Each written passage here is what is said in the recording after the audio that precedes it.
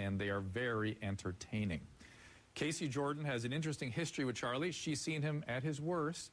So, Kacey, what was the scariest moment with Charlie? Did you see any evidence of the hypersexuality? Well, I mean, we all know he has hypersexuality. Concerning the fact Kacey, that I didn't know that. By the way, I didn't know that. I mean, he keeps porn stars around him. He calls them goddesses. It's sort of been kept out of the press exactly what the hypersexuality has meant for him or you guys. Has it been out of control? You know, when I was over there, he, invited me to watch some, adult films with him, and he had quite the collection. So I think he's definitely a porn connoisseur. So he really enjoys, sexual behaviors and experimenting. And what were you exposed to yourself with him? Well, yes, we did do stuff together. But, it was really weird because I would think that, he was, because he's known to be this, bad boy. And, you think that he'd be into more weird or kinky different things. But he was really passionate, which threw me off, which I didn't really expect that from him. So you were expecting sort of a more aggressive, violent, choking, all that business. And, in fact, he just appreciated being with you. And were there other people the same night?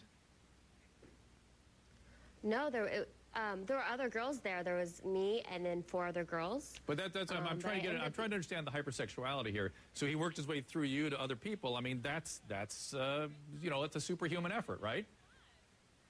Yeah, I mean, he always wants, multiple girls around him, so. All right, and that's another symptom of hypomania, hypersexuality, and the ability sometimes to keep that going.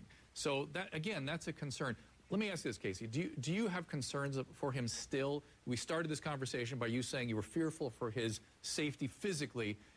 Are you still afraid, and where do you think this is all going to end? I was really scared for him in the beginning. That's why I spoke out, because, I wanted to have him seek help. But as of right now, he's the kind of guy that kind of wants attention, needs attention, and he has a lot of celebrity support, a lot of fans. Yeah, but isn't that enabling? Aren't these enabling people lending? I mean, these kinds of situations end up in institutionalization, death, or jail or prison. And aren't you fearful that that's where he's headed with all these people enabling him?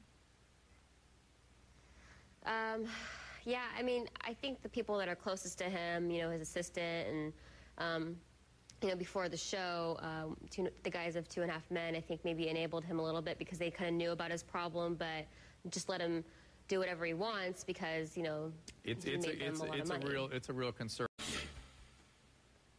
Well, that is tough to watch. I got to tell you, though, I have lots of patients that behave like that, and they are very infectious.